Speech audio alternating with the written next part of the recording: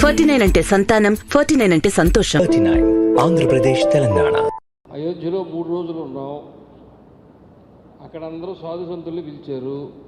అక్కడ ఇలాగే కూర్చున్నాం. ఆ తర్వాత మరలా 3 రోజులు అఖిలాంధ్ర సాధు పరిషత్ సమావేశాలు జరిగాయి పండరీపూర్లో. అక్కడ 3 రోజులు కలిసి కూర్చోన్నాం.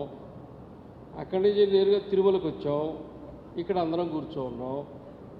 మొత్తం మీద అందరి జాతకాల్లో గురువు బాగా బలంగా ఉన్నట్టుంది. కాషాయం ఉండే వాళ్ళందరూ కలుసుకుంటున్నారు. ఇంకొకటి వరుస క్రమం కూడా. ముందు అయోధ్యలో శ్రీరాముడిని దర్శించుకున్నాం. ఆ తర్వాత పండరీపూర్లో పాండురంగడు అంటే కృష్ణుడే కదా, కృష్ణుడిని దర్శించుకున్నాం. వరుస క్రమంలో అవతారం కూడా రామావతారం అయిపోయింది, కృష్ణావతారం అయిపోయింది. ఇప్పుడు వెంకటేశ్వర స్వామి అవతారం దగ్గర వచ్చి కూర్చోన్నాం. అలాగే హిందూ ధర్మ ప్రచార పరిషత్ అనేది ఈ మొత్తం భారతదేశంలో ఉండే ఏ పెద్ద దేవాలయంలో కూడా ఇటువంటి ఒక విభాగము పనిచేయటం లేదు. సాధారణంగా గత సమావేశాల్లో కానీ ఇప్పుడు కానీ చెప్తూ ఉండేది ఏంటంటే, మనం అందరం అనుకుంటున్నట్టుగా హిందూ ధర్మాన్ని రక్షించటము, ప్రచారం చేయటము ఇట్లాంటివన్నీ నిజానికి ఈ రోజున కరపత్రం పట్టుకుని గ్రామ గ్రామాన, వీధి వీధిన, వాడవాడన ఇంటింటికి వెళ్ళి ధర్మ ప్రచారం చేస్తున్నది నేరుగా స్వయంగా వెంకటేశ్వర స్వామియే. ఆ ధర్మరక్షణ కార్యం ఇక్కడి నుంచే ప్రారంభమైంది, తిరుమల నుంచే ప్రారంభమైంది. కరుణాకర్ రెడ్డి గారు ఇంతకుముందు చైర్మన్ ఉన్నప్పుడు చాలా కార్యక్రమాలు ప్రారంభం చేశారు. ప్రధానంగా అందులో సమాజాన్ని ఒక కుదిపింది ఏంటంటే దళిత గోవిందం. పక్కనే కడప జిల్లాలో ఒక గ్రామంలో వాళ్ళు, ఆ ఊరికి సంబంధం లేదు, వీళ్ళు వచ్చి ఎప్పుడు లేని ఇక్కడికి ఎలా మీరు వెంకటేశ్వర స్వామిని హిందుత్వాన్ని తీసుకొస్తారంటే, ఆ దళితవాడల్లో ఉండే వాళ్ళందరూ వచ్చి కూర్చుని మాకు వెంకటేశ్వర స్వామి కావాలా, మీరెవరు రాకుండా ఆపడానికి అని చెప్పి వాళ్ళని పక్కకు నెట్టేసి వెంకటేశ్వర స్వామిని తీసుకొని పోయి చక్కగా పూజలు చేసుకున్నారు. అట్లాంటి సమాజంలో ఒక పెరుమార్పుకు సంకేతంగా వారు ఇందాకే చెప్పారు అభ్యుదయ రాజకీయాలు చేసేవారు. వారు అభ్యుదయ ధార్మిక కార్యక్రమాలు కూడా చేశారు. తిరిగి ఇప్పుడు మరలా చైర్మన్ అయినారు. కానీ ఒక 3-4 ఏళ్ళు ముందయ్యి ఉంటే బాగుండేదని మా అభిప్రాయం. మీ అభిప్రాయం కూడా అదే నేను అనుకుంటా. కాబట్టి కార్యక్రమాలు జరుగుతున్నాయి. ప్రధానంగా 2-3 విషయాలు దృష్టికి తీసుకురావాలి. సాధారణంగా బయట సమాజంలో వినపడేది ఏంటంటే రోటీ, కపడా ఒక మకాన్. తిరుమల దర్శనానికి వచ్చినా కూడా ఈ 3 కావాల్సింది. ఇక్కడికి వచ్చినా భోజనం కావాలా, వసతి కావాలా, ఇంకొకటి ఏంటి కపడా ఉండదులేండి, ఇక్కడ దర్శనం కావాలా. ఇక్కడి నుంచి బయట అంటే పొయ్యే ఎద్దునే పొడుస్తారు కాబట్టి అన్నీ తిరుపతి దేవస్థానానికి చెప్పేసి వెళ్ళిపోతాం మనం. తిరుపతి దేవస్థానంలో దాదాపు ఒక 100 విభాగాలు ఉన్నాయి. ఒక 60-70 ఏళ్లలో వికసింప చేసుకున్నటువంటి ఒక పరిపాలన వ్యవస్థ ఇది. చిన్న చిన్న లోటుపాట్లు వస్తుంటే బయట నేను కూడా మాట్లాడుతూ ఉంటాను. అది వేరు, ఇక్కడ మన వాతావరణం, ఇక్కడ కూర్చున్నప్పుడు ఇక్కడ మాట్లాడుకోవాల్సిన అంశాలు వేరు. ఇంకొక విషయం చెప్పాలి. శ్రీహరికోట, శ్రీ సిటీ, శ్రీకాళహస్తి, శ్రీనివాస మంగాపురం, శ్రీనిలయం. శ్రీహరికోట ఆధునిక భారతదేశంలో శాస్త్ర సాంకేతిక రంగాల్లో అత్యున్నత స్థితిలో ఉన్నటువంటి ఒక సంస్థ. శ్రీ సిటీ భారతదేశ ఆధునిక పారిశ్రామిక వ్యాపార అభివృద్ధికి సూచిక. శ్రీకాళహస్తి ఒక పుణ్యక్షేత్రం. అక్కడి నుంచి ముందుకొస్తే శ్రీనివాస మంగాపురం ఒక పుణ్యక్షేత్రం, వెంకటేశ్వర స్వామి దేవాలయం, ఇంకా మధ్యలో కొన్ని దేవాలయాలు ఉన్నాయి. ఇదంతా కూడా భారతదేశం యొక్క వికాసానికి, 1 విజ్ఞానానికి, 2 భౌతిక సంపదకి, 3 ఆధ్యాత్మిక సంపదకి, ఈ 3ంటికి ఆలవాలమైనవన్నీ కూడా ఒకే దగ్గర ఉన్నాయి. కాబట్టి దీన్ని కలిపేటువంటి కారిడార్ను ఒకదాన్ని ఆలోచించాల్సిన అవసరం ఉంది. ఇది అయిన తర్వాత 3వది, మొన్ననే అయోధ్యకు పోయి వచ్చాం. అయోధ్య, మధుర ఉత్తరప్రదేశ్లో ఉన్నాయి. 2 అవతారాలు. ఉత్తరప్రదేశ్కి దేవాభూమి అంటున్నారు. చార్ధామ్ ఉన్నది కాబట్టి ఉత్తరాఖండ్ని దేవభూమి అంటున్నారు. అమర్నాథ్ ఉంది, వైష్ణోదేవి ఉంది కాబట్టి జమ్మూ కాశ్మీర్ కూడా దేవభూమి అంటున్నారు. మన దశావతారంలో మొదటి అవతారానికి ఉండే దేవాలయము మత్స్యనారాయణ స్వామి దేవాలయము నాగలాపురంలో ఉంది, అది ఆంధ్రప్రదేశ్లో ఉంది. రెండవ అవతారం కూర్మావతారం శ్రీకూర్మంలో ఉంది, అది ఆంధ్రప్రదేశ్లో ఉంది. మూడో అవతారం వరాహ క్షేత్రం మనం కూర్చునే ఉన్నాం. నాలుగవది నారసింహ అవతారం కదిర్లో ఉంది, ఆంధ్రప్రదేశ్లో ఉంది. ఐదో అవతారం వామనావతారం వట్టి చెరుకూరు బాపట్ల దగ్గర ఉంది. ఐదో అవతారం పరశురామ అవతారం, పరశురాముడు శ్రీకాకుళం ఒరిస్సా జిల్లాల మధ్యలో ఉండే మహేంద్ర పర్వతం మీద ఉన్నారు. తర్వాత అవతారం రాముడు ఉత్తరప్రదేశ్కు పోయినాడు, శ్రీకృష్ణుడు ఉత్తరప్రదేశ్కు పోయినాడు, వెంకటేశ్వర స్వామి వల్ల తిరుమలకు వచ్చాడు. కాబట్టి 7 అవతారాలు అవతరించిన ఆంధ్రప్రదేశ్ దివ్య మహాదివ్య భూమి. ఆంధ్రప్రదేశ్ ఇంకెవరన్నా అంటే మాత్రం ఒప్పుకునేది లేదు. మాటిమాటికి అసలు మానవ పరిణామ క్రమమే ప్రారంభం కావడానికి అవసరమైనటువంటి మత్స్యకూర్మ వరాహ అవతారం దగ్గర నుంచి అన్ని అవతారాలు ఇక్కడి నుంచి వచ్చినటువంటి ఆనవాళ్ళు, దేవాలయాలు, పుణ్యక్షేత్రాలు మనకు కనబడుతున్నాయి. వీటన్నింటికీ కలిపిన కారిడార్ కూడా కావాలా అని చెప్పి ఇదిగో మన సదస్సు నుంచి మన పాలక మండలికి కావచ్చు అయిపోయింది, సమయం అయిపోయింది. అందువల్ల దీన్ని కూడా దృష్టిలో పెట్టుకొని మనం ఆలోచించాలి. నమో వెంకటేశాయ. ఇంకొకటి మిగిలింది, ధర్మారెడ్డి గారు వదిలిపెట్టేది. ధర్మారెడ్డి గారు ఇచ్చిన స్టేట్మెంట్ నిన్న దేవాలయంలోకి ముస్లింల అనుమతి అని చెప్పి వచ్చింది. దాని మీద స్వాగతిస్తున్నాం. దేనికి అంటే దయచేసి అందరూ జాగ్రత్తగా మనం అర్థం చేసుకుందాం. మన వెంకటేశ్వర స్వామి దేవాలయానికి అనాదిగా వాళ్ళ ఇంటిలో వాళ్ళ కుటుంబంలో దేవుడిగా పూజించుకునేటువంటి ముస్లిములు వేలాది మంది మన గ్రామాల్లోనే ఉన్నారు. ప్రధానంగా కడప జిల్లాలో, కర్నూలు జిల్లాలో, నెల్లూరు జిల్లాలో ఇక్కడంతా ఉన్నారు. వాళ్ళు వేరే వేరే వర్గాలు ఉంటారు ఆ ముస్లిముల్లో కూడా, అవన్నీ మనం చర్చించక్కర్లేదు. వారు ఇప్పుడు స్టేట్మెంట్ ఇచ్చారు కాబట్టి కొత్తగా అనిపిస్తున్నది కానీ కాదు. వాళ్ళందరూ ప్రాచీనంగా పూర్వంగా వందల సంవత్సరాల నుంచి బురఖాలు వేసుకుని కొండ మీదకి వస్తారు, పక్కన కూర్చొని పులిహార తింటారు, వెంకటేశ్వర ప్రపత్తి చెప్పుకుంటారు, వెంకటేశ్వర దండకం చెప్పుకుంటారు, వెంకటేశ్వర సుప్రభాతం పాడుకుంటారు ముస్లిములు.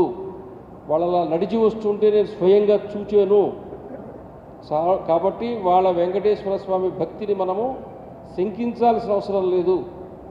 పూర్వం నుంచి వాళ్ళు ఎలా వచ్చి దర్శనం చేసుకుంటున్నారో అంతే భక్తి ప్రపత్తులతో వాళ్ళు ఇక్కడికి రావచ్చు. మన హిందుత్వం యొక్క పరిధి చాలా విశాలమైనది.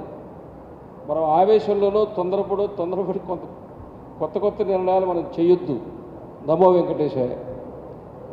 ఉదాత్తమైనటువంటి సందేశంతో కూడిన అనుగ్రహ భాషణం చేసినటువంటి శ్రీ కమలానంద భారతి స్వామి వారికి ధన్యవాదాలు. తరువాత అనుగ్రహ భాషణం చేసే స్వామివారి నామపత్రాన్ని తీయవలసిందిగా కోరుతున్నాను.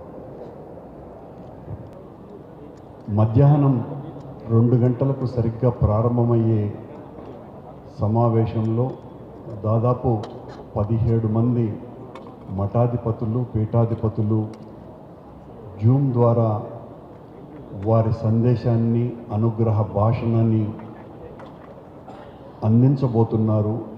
దానికి కూడా పరమపూజ్యులైన మీరందరూ తప్పకుండా ఈ ప్రాంగణానికి రావలసిందిగా కోరుతూ, ఈ ప్రాంగణం నుంచి గత బోర్డులో అంటే సరిగ్గా వారం రోజుల క్రితం మేము తీసుకున్నటువంటి ఒక అద్భుతమైనటువంటి నిర్ణయం, హిందూ ధర్మ ప్రచారానికి మతాంతీకరణలు జరగకుండా ఉండటం కోసమని హైందవ స్త్రీకి మంగళ సూత్రం ఎంత ప్రాధాన్యత ఉన్నదో ఆ మంగళ సూత్రాలని ఇక మీదట సాక్షాత్తు వెంకటేశ్వర స్వామి వారే ఆ స్వామివారి పాదాల చెంత ఉంచి పూజలు చేసినటువంటి మంగళ సూత్రాలని లాభాపేక్ష లేకుండా హిందూ మహిళలకందరికీ కూడా విక్రయించాలా అన్నటువంటి ఒక మంచి నిర్ణయాన్ని తీసుకున్నాము అని మీ అందరి సమక్షంలో ప్రకటిస్తున్నాను. అలాగే నేను నా సోదరులైన ఈవో గారు మేమిద్దరము అధ్యక్ష కార్యదర్శుల కార్యనిర్వహణాధికారులమైన అంతకంటే ముఖ్యంగా ఆలోచనలలో ఆచరణలో ఒక్కటిగా నడుచుకునేటువంటి సోదర ద్వయం మేమిద్దరము. అత్యంత పవిత్ర పుణ్యక్షేత్రమైన ఈ దేవాలయ ప్రాంగణం వెలుపల ఈ దేశంలో ఎక్కడా ఏ హైందవ దేవాలయాలలోనూ ఇప్పటి వరకు లేనటువంటి ఏ ఒక్కరైనా ఇతరులు తమకు తాముగా స్వచ్ఛందంగా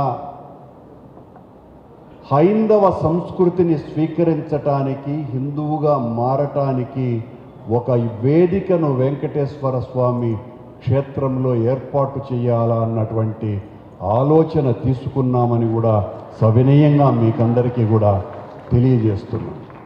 ఇప్పటి వరకు ఎక్కడ భారతదేశంలో ఇది లేదు.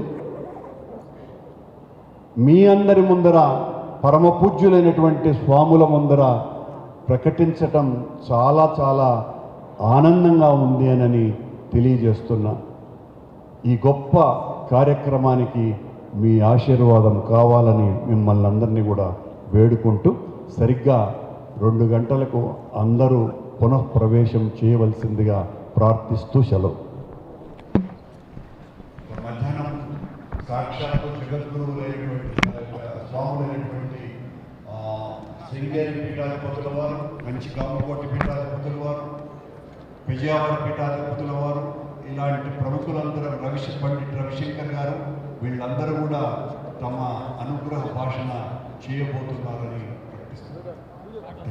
ధన్యవాదాలు. శివాయ హరయే పరమాత్మనే ప్రణతః క్లేశనాశాయ గోవిందాయ నమో నమః. ఈరోజు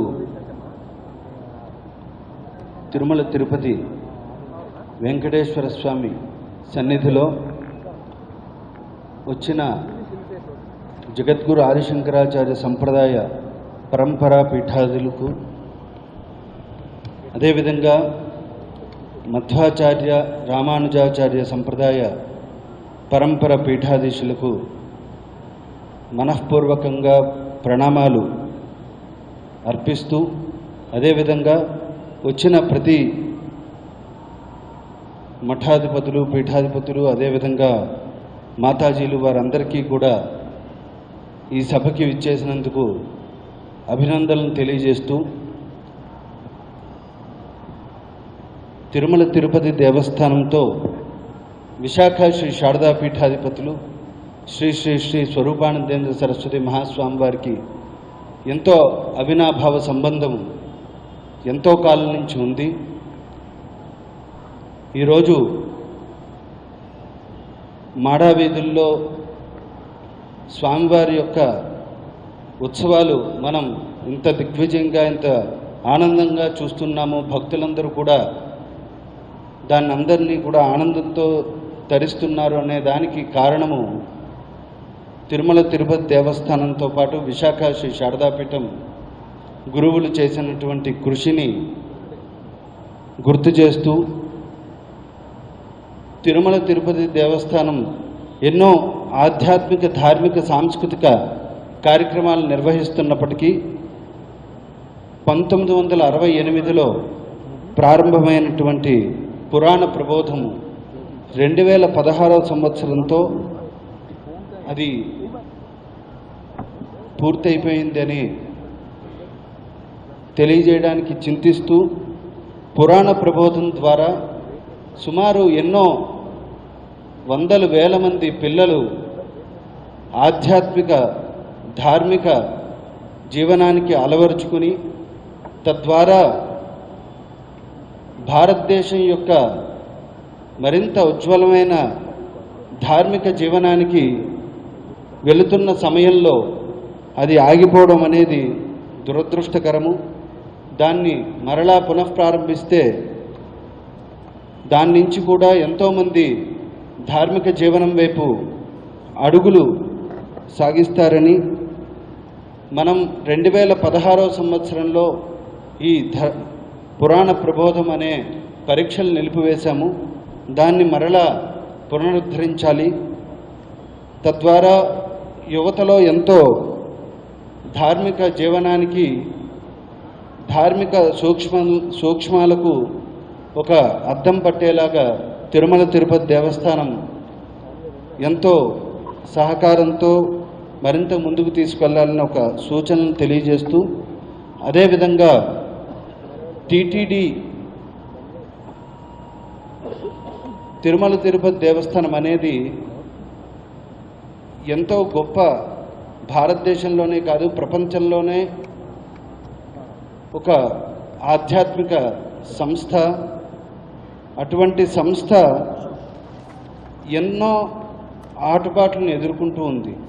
అది మీడియా పరంగా కానీ, అసత్య ప్రచారాలు కానీ, తిరుమల తిరుపతి దేవస్థానం మీద వచ్చే ప్రతి ఆరోపణ కూడా మరలా ఖండించడానికి అదొక పెద్ద సాధకంగా తయారైన పరిస్థితుల్లో ప్రస్తుతం సోషల్ మీడియా ద్వారా తిరుమల తిరుపతి దేవస్థానం చేస్తున్నటువంటి ప్రతి కార్యక్రమాన్ని కూడా పెద్ద ఎత్తున ప్రచారం చేసే విధంగా తిరుమల తిరుపతి దేవస్థానం ప్రత్యేకమైన శ్రద్ధ వహించాలి.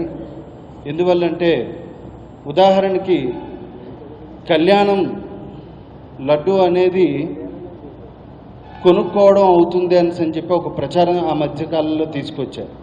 అంటే కళ్యాణం చేసుకున్న ప్రతి ఒక్కరికి కూడా ప్రసాదంగా కళ్యాణం లడ్డూని అందిస్తూనే కూడా అది కొనుక్కునే విధంగా కూడా తయారు చేశారు. అది కేవలం అమ్మడానికే మాత్రమే కానీ కళ్యాణం చేసుకున్న వారెవ్వరికీ కూడా అటువంటి ప్రసాదం అందట్లేదనే ప్రచారం ఆ మధ్య పెద్ద ఎత్తున జరిగింది. దాన్ని మరలా దాన్ని మరలా తొలగించుకోవడానికి, అపవాదాన్ని తొలగించుకోవడానికి చాలా ప్రయాసపడ్డారు తిరుమల తిరుపతి దేవస్థానం.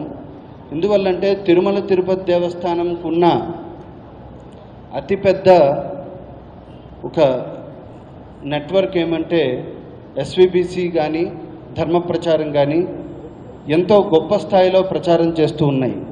ఈరోజు ఒక బేస్మెంట్ అనేది కూడా మనం చూస్తే సుమారు 20 కోట్ల నుంచి 40 కోట్లు వాళ్ళ దగ్గర ఒక భక్తుల యొక్క సమాచారం వారి దగ్గర ఉంది. తద్వారా అనేక కార్యక్రమాలు తిరుమల తిరుపతి దేవస్థానం చేస్తున్నటువంటి కార్యక్రమాలు తద్వారా పంపించే ఏర్పాటు చేయాలి. అదేవిధంగా ఇంకొకటి, ఇప్పుడున్న ముఖ్యమంత్రి వైఎస్ జగన్మోహన్ రెడ్డి గారు ఎంతో భక్తితో ప్రతి ఇంట్లో కూడా గోవు ఉండాలి, ప్రతి గుడికి గోవు ఉండాలనే ఉద్దేశంతో వారు గుడికో గోమాత అనే కార్యక్రమాన్ని తిరుమల తిరుపతి దేవస్థానం ద్వారా ప్రారంభించారు. దళిత వాడల్లో ఉన్న ప్రతి దేవాలయానికి అర్చకులుగా ఆ పరిసర ప్రాంతాల్లో ఉన్న వారినే శిక్షణా తరగతులు ఇవ్వడం అనేది జరుపుతూ ఉన్నారు. దాన్ని మరింత విస్తృతంగా అటువంటి కార్యక్రమాలు చేయాలి. ఎందువల్లంటే ఇప్పుడున్న తిరుమల తిరుపతి దేవస్థానం యొక్క స్థితి ప్రతి జిల్లా, ప్రతి మండలాల్లో కూడా వారికి అనేక మంది సిబ్బందితో పాటు సేవా దళం ఉంది. సుమారు 15 లక్షలకు పైగా శ్రీవారి సేవకులు వెంకటేశ్వర స్వామి అనుగ్రహంతో తిరుమల తిరుపతి దేవస్థానానికి వెన్నంటూ ఉన్నారు. వారందరూ కూడా ధర్మ ప్రచారానికి ముందుగా ఎప్పుడు తిరుమల తిరుపతి దేవస్థానం ఆదేశిస్తుందో అప్పుడు చేసేదానికి ముందుకు వచ్చి ఉన్నారు. వారందరినీ కూడా ఉపయోగించుకుని హైందవ ధర్మాన్ని మరింత విస్తృతంగా ప్రచారం చేసే బాధ్యత ప్రతి ఒక్కరికి టీటీడీ ద్వారా అందాలని మనస్ఫూర్తిగా కోరుకుంటున్నాము. అదేవిధంగా ఈరోజు భారతదేశం యొక్క చరిత్రని అనేక మంది పాశ్చాత్యులు విజ్ఞానాన్ని తొక్కిపెట్టిన సమయం నుంచి ఈరోజు భారతదేశం ఇది జన్మభూమి, రామజన్మభూమిగా, అలాగే కాశీక్షేత్రం వంటి అనేకమైనటువంటి క్షేత్రాలు ఇది ఇతపూర్వం నుంచి యుగ యుగాల నుంచి కూడా ఈ క్షేత్రాలు ఉన్నాయని చెప్పి వెలికి తీసే ప్రయత్నము జరుగుతుంది. అటువంటి భారతదేశంలో హైందవ తత్వాన్ని విస్తృతంగా ప్రచారం చేసే పీఠాలు, మఠాలకి కూడా తిరుమల తిరుపతి దేవస్థానం ద్వారా అనేక కార్యక్రమాలు చేయవచ్చు. అటువంటి కార్యక్రమాల్ని మరింత విస్తృతంగా చేసేదానికి దేవస్థానం వాళ్ళు చేపట్టే ప్రతి కార్యము కూడా, ప్రతి మఠము కూడా స్వాగతిస్తుందని తెలియపరుస్తూ మా గురుదేవులు సూచనలుగా ఇవన్నీ కూడా తెలియజేయమన్నారు. ఈరోజు ముఖ్యమంత్రి వైఎస్ జగన్మోహన్ రెడ్డి గారు ఏదైతే స్కూళ్ళల్లో పిల్లలకి ట్యాబ్ ద్వారా ఏదైతే మంచి విద్యను అందిస్తున్నారో ఆ విధంగా అదే పిల్లలకి తిరుమల తిరుపతి దేవస్థానం ద్వారా కూడా ధర్మాన్ని, ధార్మిక జీవనాన్ని, ధర్మ సూక్ష్మాలని అందించాలని మనస్ఫూర్తిగా కోరుకుంటూ ముగిస్తున్నాం. నారాయణ. జనార్తిహంతు పితృత్వమన్యేషు విచార్యదూర్ణం స్తంభేవతారస్తమనన్యలభ్యం లక్ష్మీనృసింహం శరణం ప్రపద్యే నిరవద్యానాం నిషద్యాం గుణసంభవాం శరణం భవభీతానాం షటకోపమునీశ్వరం వేదాంతదేశికయతీంద్రకటాక్షలబ్ధ త్రయంతసారమనపద్యగుణం బుధాగ్ర్యం నారాయణాధ్యతిదుర్యకృపాభిషిక్తం శ్రీరంగనాథ ఇది శేఖరమాశ్రయామః. అస్మద్గురుభ్యో నమః. అస్మత్పరమగురుభ్యో నమః. నమస్సదసే. ఇవాళ నాకు మీ అందరి ఆశీర్వాదం దొరకడం పెద్ద భాగ్యం. ఇవాళ ఫిబ్రవరి 4, 1991లో నాకు వివాహం జరిగిన రోజు. మీ అందరి ఆశీర్వాదం, అఖిలాండ కోటి బ్రహ్మాండ నాయకుడు అయినటువంటి ఆ వెంకటేశ్వర స్వామి వారి దివ్య సన్నిధిలో దర్శనం దొరకడం, అదే స్వామివారి సేవలో చిలుకూరులో ఉన్నటువంటి నేను కొన్ని ముఖ్యమైన అంశాలు ఆల్రెడీ పెద్దలందరూ నివేదించినవే. ఒక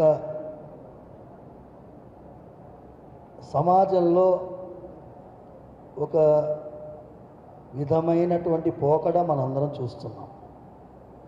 ఇది ఈ సమావేశం ఏర్పాటు చేయడానికి కారణమే అది. ఇది ధార్మిక సదస్సు. విశిష్టాద్వైతము, అద్వైతము, ద్వైతము, ఇది త్రివేణి సంగమంలాగా ధర్మాన్ని రక్షించడానికి, ధర్మాన్ని ఇంతకుముందు ఉన్నటువంటి విధంగా మనం కొనసాగించి భావితరాలకు ఇవ్వాలి అనేటటువంటి ప్రయత్నంలో అందరం కూర్చొని సమాలోచన చేసేటటువంటి ఈ తరుణంలో నాకు 3 క్వాలిఫికేషన్స్ ఉన్నాయి. ఒకటి అర్చకుడుగా, రెండవది ఒక అడ్వకేట్గా, ముఖ్యంగా మా నాన్నగారు సౌందరరాజన్ గారి కొడుకుగా. అది ముఖ్యమైనటువంటి ఒక క్వాలిఫికేషన్ అని చెప్పుకోవాలి. దేవాలయానికి భక్తులు ఎందుకు వస్తారా అని అడిగారు ముందు గారికి.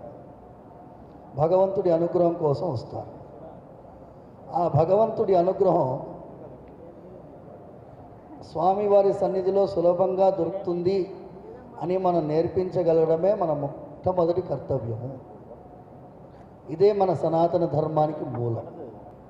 నిమ్న వర్గాల్లో అంటే అట్టడుగు వర్గాల్లో మీరు వెళ్ళి మాట్లాడితే సనాతన ధర్మం ఇది మనకు చెందినది కాదు, దానికి మనకి ఏమీ సంబంధం లేదు, మనం వేరే జాతికి చెందినటువంటి వాళ్ళము అనేటటువంటి ఒక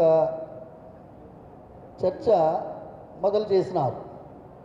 మనం దానికి సమాధానం సరిగా చెప్పలేకపోవడం వల్ల ఆళ్వార్ల యొక్క దివ్యమైన పరంపరని సరిగా చెప్పలేకపోవడం వల్ల, నాయన్మార్ల వారి యొక్క చరిత్ర చెప్పలేకపోవడం వల్ల ఇవాళ సమాజంలో సరి అయినటువంటి అవగాహన లేదు. అయితే ఈ దాసుడు 2008వ సంవత్సరంలో దళిత గోవిందం ఆ సమయంలో వెళ్ళినప్పుడు అది టీవీ ఛానల్లో పెద్ద దుమారం చేసే ప్రయత్నం కొంతమంది చేశారు. అయితే భగవంతుడు ఫలానా దగ్గర వెళ్ళాలి, ఫలానా దగ్గర వెళ్ళకూడదు అని చెప్పి నిర్ణయించేటటువంటి వారు మనం ఎవరు? అది భగవంతుడు సర్వాంతర్యామి, సర్వశక్తి సంపన్నుడు, కొంతమంది ద్వారా ఒక ప్రయత్నాన్ని చేయిస్తాడు. ఇవాళ 2018వ సంవత్సరంలో ఈ దాసుడు మునివాహన ఉత్సవం అని చెప్పి తిరుప్పాణాళ్వారి వైభవాన్ని ఒక రీఎనాక్ట్మెంట్ అంటాం. మేము చేసింది ఏమీ లేదు. లోకసారంగ ముని రంగనాథ స్వామి వారి అర్చకుడు ఆ రంగనాథ స్వామి ఆజ్ఞ మేరకు ఆ తిరుప్పాణాళ్వారిని భుజం పైన ఎక్కించుకొని కావేరి ఒడ్డు నుంచి శ్రీరంగనాథుడి సన్నిధి వరకు తీసుకువెళ్ళి వచ్చినప్పుడు అమలనాది పిరాన్ అని ఆయన పాడినప్పుడు ఎన్ అముదనై కండ కண்கள் మற்றొன்றினை కాణావే అంటే ఈ అమృతాన్ని చూసినటువంటి ఈ కళ్ళు వేరే ఏవి చూడవు అనేటటువంటి స్వామివారి సాయుధ్యాన్ని పొందినటువంటి ఆళ్వార్ల యొక్క 10 పాశురాల్ని ప్రతిరోజు మనం దివ్య ప్రబంధ పారాయణం చేస్తున్నప్పుడు సమాజంలో ఇది తెలియలేనటువంటి పరిస్థితి ఉన్నది. రెండవది, అది చేసిన తర్వాత చాలా విషయాల్లో మార్పు కనిపిస్తుంది. నేను చైర్మన్ కరుణాకర్ రెడ్డి గారిని, ధర్మారెడ్డి గారిని నేను ప్రార్థించేది ఏంటి అంటే, మొదటి ప్రార్థన నేను కొన్ని 3-4 పెట్టుకున్నాను, ఎక్కువ సమయం తీసుకోను. మొదటి ప్రార్థన ఒంటిమిట్ట రామాలయం. ఒంటిమిట్ట రామాలయంలో మాల ఓబుని కథ అనే ఒక ప్రాచుర్యం ఉంది. అక్కడ కూడా ఉడిపిలో కనకదాసు లాంటి వృత్తాంతమే అక్కడ జరిగింది. మాల ఓబుల వారు స్వామివారి ప్రియ భక్తులు, రాముల వారి గురించి పాడుతూ ఉండేవారు. ఆయన మాలదాసరి వర్గానికి చెందినటువంటి వారు. ఆయనని అవమానం చేస్తే స్వామివారు తిరిగిపోయినారని చెప్పి అక్కడ స్థల పురాణం, అక్కడ మాల ఓపిని స్తూపం ఉంది. దాన్ని మీరు తెప్పించుకొని అక్కడ ఒక బ్రహ్మాండమైన కార్యక్రమం ఏదైనా తలపెట్టి చేస్తే సమాజంలో అట్టడుగు వర్గాల్లో ఇంకా బ్రహ్మాండమైనటువంటి ఇంక్లూసివ్నెస్, అంటే మేము కూడా ఈ ధర్మానికి చెందినటువంటి వాళ్ళము అనేటటువంటి భావన వస్తుందని ఈ దాసుడి యొక్క అభిప్రాయం.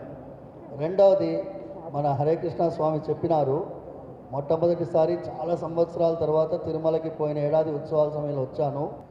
తిరుమల తిరుపతి దేవస్థానానికి సంబంధించినటువంటి ఒక 1 అవర్ ఎలాగైతే వ్యక్తిత్వ వికాసమైనటువంటి కార్యక్రమాలు, మీరు కొత్తగా ఏమీ డబ్బు ఖర్చు పెట్టాల్సిన అవసరం లేదు. మీరు ఆ స్కూల్కి అనుసంధానం చేయించుకుంటే, మీరు వారానికి 1 రోజు మీరు, మనకి ఆంజనేయ స్వామి కూడా నిర్వేదన చెందాడు. ఆంజనేయ స్వామి కూడా సుందరకాండంలో 13వ సర్గంలో ఆత్మహత్య చేసుకోవాలి అనుకున్నాడు. ఆ ఆంజనేయ స్వామి వృత్తాంతాన్ని వారు వివరిస్తే బ్రహ్మాండమైనటువంటి ఇది ట్రాన్స్ఫర్మేషన్ ఉంటుందని ఈ దాసుడి ఒక ప్రార్థన. నాలుగోది, ఈ బుర్ర కథలు, ఒగ్గు కథలు, ఇవన్నిటి మీద చాలా ప్రయత్నం తిరుమల తిరుపతి దేవస్థానం చేస్తున్నది. కానీ ఈ గ్రామీణ ప్రాంతాల్లో ఈ కళల ద్వారానే మన ధర్మాన్ని మనం రక్షించుకుంటూ వచ్చాం. ఇప్పుడు అవి కనుమరుగు అవుతున్నాయి కాబట్టి వాటిని ప్రోత్సహించే ప్రయత్నం మనందరం కలిసి చేయాలని ప్రార్థిస్తున్నాం. అందరూ పీఠాధిపతులు, మఠాధిపతులు అందరూ కలిసి ఈ కార్యక్రమం చేయాలని ప్రార్థిస్తున్నాను. దయచేసి ఈ చిన్న చిన్న సూచనలు ఉండొచ్చు, కానీ ముఖ్యమైనటువంటి సూచన ఈ దాసుడు చేసేది ఏంటి అంటే, మీరందరూ తెలంగాణలో మహబూబ్నగర్ జిల్లాలో ఒక దేవాలయం ఉంది. ఆ దేవాలయము కురుమూర్తి నారాయణ స్వామి దేవాలయం. ఈ దేవాలయము దివాళీ టైంలో, అంటే కార్తీక మాసం 15 రోజులు అక్కడ పెద్ద ఉత్సవం జరుగుతుంది. ఈ ఉత్సవం ఎలా జరుగుతుంది అంటే, ఉద్దాళ పండగ అంటారు. అంటే చెప్పులు కుట్టేవాళ్ళు 2 చెప్పులు తయారు చేసుకొని తీసుకొని వస్తారు. స్వామివారి యొక్క పాదాల ఉద్దాల మంటపం అని పేరు. అక్కడ చేరుకున్న వెంటనే ఉత్సవం ప్రారంభమవుతుంది. వాళ్ళందరూ దాంతో కొట్టించుకుంటారు. ఈ ఉత్సవాన్ని కూడా తిరుమల తిరుపతి దేవస్థానం ఈసారి నవంబర్ డిసెంబర్లో అవుతుంది కాబట్టి మీరు దాంట్లో ఏకీకృతం అవ్వాలని నా మనస్ఫూర్తిగా ప్రార్థిస్తూ ఈ అద్భుతమైన అవకాశం ఇచ్చినందుకు పెద్దలందరికీ కూడా ధన్యోస్మి, కృతార్థోస్మి, అనుగ్రహీతోస్మి. పరబ్రహ్మణే నమః. మాత్తులారా,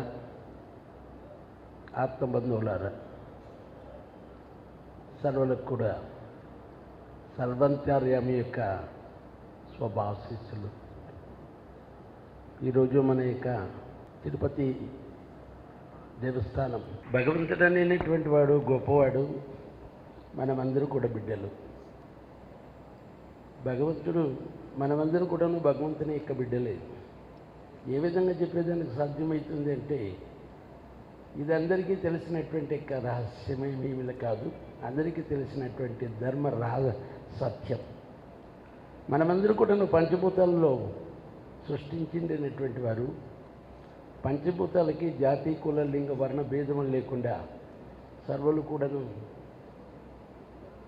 పంచభూతాల్లో తయారైనటువంటి యొక్క మనమందరూ కూడాను మనము ఒకే జాతికి చెందినటువంటి వారు, ఒకే సంస్థకు చెందినటువంటి వారు, ఒకే మాదిరిగా మనం ఉండేదానికి అవసరం అందరూ కూడాను మనము ప్రయత్నం చేస్తున్నాం. కానీ ఏదో మనం చేసిండేనటువంటి యొక్క దోషం వల్ల మన దుఃఖాన్ని అనుభవిస్తున్నామే. కానీ దుఃఖానికి సుఖానికి కారకులు మనము అనేటువంటి యొక్క ధర్మ రహస్యాన్ని ఎవరైతే గ్రహిస్తారో వారు ఏ విధంగా కూడా ఎటువంటి సమయం కానీ ఎటువంటి పరిస్థితుల్లో కానీ ఏక దుఃఖాన్ని, నష్టాన్ని, కష్టాన్ని అనుభవించేదానికి అవకాశమే లేదు అని ముమ్మాటికి ఇది నిజము అని చెప్పే దాంట్లో ఏ విధమైనటువంటి సందేహం లేదు. కాబట్టి ధర్మో రక్షతి అని చెప్పినారు. భగవంతుడు ధర్మాన్ని రక్షణ చేసినటువంటి వాడు. ఆ ధర్మాన్ని పాటించేటటువంటి మనకెందుకు బాధలు వస్తుంది అంటే మేము ధర్మాన్ని సక్రంగా ఆచరణలో ఉంచుకొనక ఉండే దోషం నుండి, అది వాక్కు కావచ్చు, మనస్సు కావచ్చు, ఆచరణ కావచ్చు, ఏదైనా కావచ్చు. అది బాలుడు చిన్న వయసు కావచ్చు, వృద్ధుడు కావచ్చు, ఏ జాతి వాడు కావచ్చు, ఎవరే కాదు. ఏ జాతి వాడైనా, ఏ నీతి వాడైనా హరిభక్తి కలుగు వాడు అగ్రజుడు.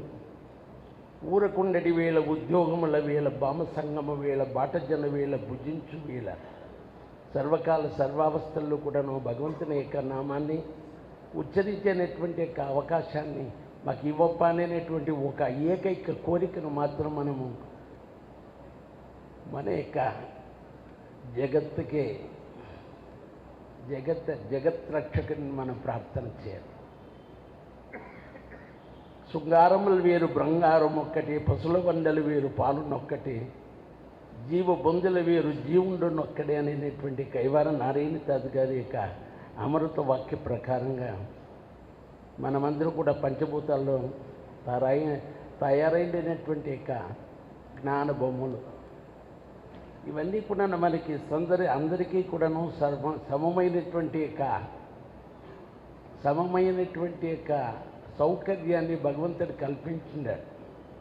జాతి, కుల, లింగ, వర్ణ భేదం లేకుండా, బీదలు, ఐశ్వర్యవంతులు అనేటువంటి అంతస్తు మర్యాదలు లేకుండా, చదివినటువంటి వాడు, చదువుగా ఉండేటువంటి వాడు అనేటువంటి యొక్క భేదం లేకుండా అందరికీ సమానంగా భగవంతుడు అన్నిటిని కూడా ఇస్తున్నాడు. మనకందరికీ తెలిసినటువంటి సత్యమే మానవునికి కావాల్సినటువంటిది ఏది అనేటువంటిది భగవంతుడే ఇస్తున్నాడు. అతడే చేరుకోండాను మనోళ్ళు కూడా. అందువల్ల నిన్ను నీవే తెలియరా, నీలో ఉన్నది దేవరా, కన్నుల నడుమ కన్ను తెరిచి చూడరా, 3 మునల కొండరా, 3 దోవలు ఉండురా, 3 దోవలు తుదను ఒక్క బాటలోనే కలుస్తున్నారు, ఆదిమూల మెదువరా, 6 కనుమ లెక్కరా, ఆనందో బ్రహ్మమైన జీవితాన్ని సేవించారా. దీర్ఘంగా మనం యోచన చేసినప్పుడు ఈ సత్యము సత్యంగా మనకు గోచరమవుతుంది. విశాల హృదయం మనకి చాలా అవసరం.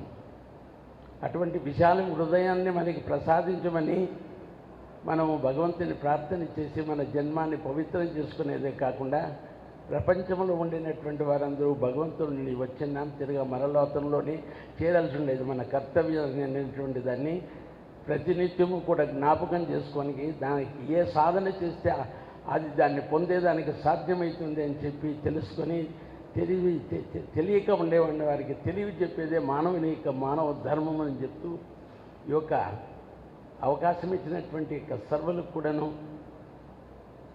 శ్రీ వెంకటేశ్వర స్వామికి హృదయపూర్వకమైనటువంటి యొక్క వందనాలు సమర్పణ చేసి ఈ 2-3 మాటలతో నాకు ఇచ్చినటువంటి యొక్క అవకాశాన్ని ఉపయోగం చేసుకుంటూ విరమించుకుంటున్నాను. సర్వులకు కూడాను జయము, సర్వులందరూ కూడాను సర్వజన సుఖినోభవంతు, సర్వజన సుఖినోభవంతు, సర్వజన సుఖినోభవంతు. ఓం తత్సత్. హిందూ ధర్మం పట్ల, సనాతన ఆచార్య వ్యవహారాల పట్ల, అత్యంత పురాతనమైన భారతీయ సంస్కృతి పట్ల అపారమైన నమ్మకము, విశ్వాసము కలిగి హిందూ ధర్మం మేము ఆచరించాలని నిశ్చయించుకున్నాము. భగవంతుడి పట్ల నమ్మకాన్ని కలిగించుకుంటున్నాము అనేటువంటి ఆలోచన కలిగిన వాళ్ళు ఎవరైనా వారు హిందూ ధర్మాన్ని ఆచరించటానికి తిరుమల క్షేత్రంలో ఒక వేదిక ఏర్పాటు చేయాలనే నిర్ణయం తీసుకోవటం జరిగింది. బహుశా భారతదేశంలో ఇదే ప్రథమంగా ఇలాంటి వేదిక. ఈ వేదిక సాక్షాత్తు శ్రీ మహావిష్ణువు స్వయంభూవుగా వెలసినటువంటి మహావిష్ణువైన శ్రీ వెంకటేశ్వర స్వామి సందేశము, సంకేతమే ఈ నిర్ణయానికి కారణం.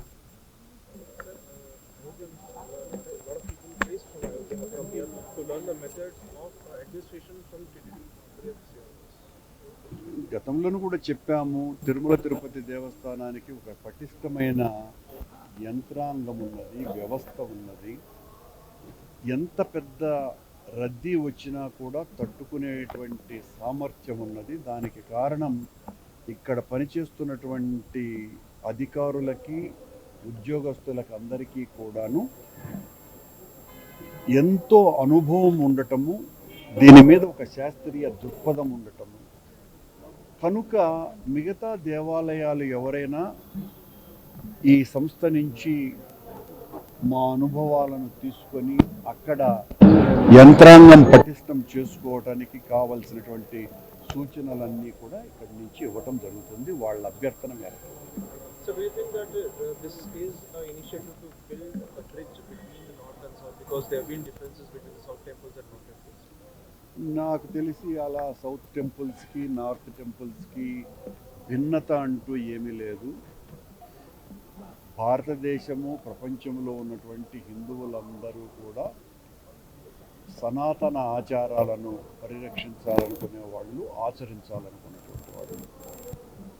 కొలిచే విధానంలో తేడా ఉండవచ్చునేమో కానీ అది పెద్ద అంతరం కాదు.